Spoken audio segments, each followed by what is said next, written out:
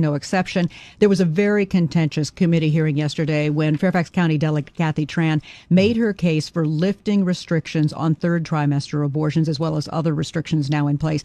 And she was pressed by a Republican delegate about whether her bill would permit an abortion even as a woman is essentially dilating, ready to give birth.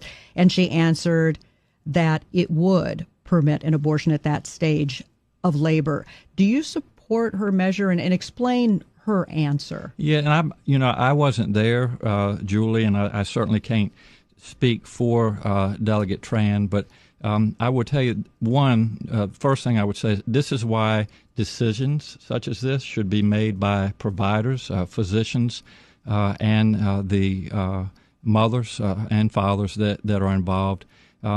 There are, when we talk about third trimester abortions, these are done with the consent of obviously the mother, with the consent of the physicians, more than one physician, by the way. And it's done in cases where there may be severe deformities, there may be a fetus that's non-viable. So in this particular example, if a mother is in labor, I can tell you exactly what would happen. The infant would be delivered. The infant would be kept comfortable. The infant would be resuscitated if that's what the mother and the family desired. And then a discussion would ensue between the physicians and the mother. So I think this was really blown out of proportion.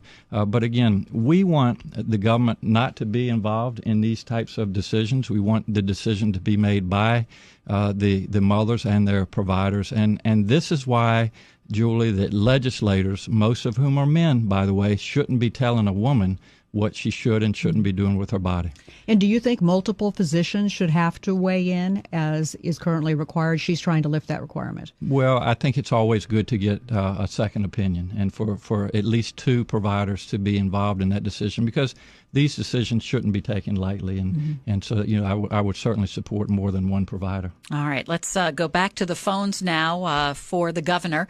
We're going to talk now with Mike, who's calling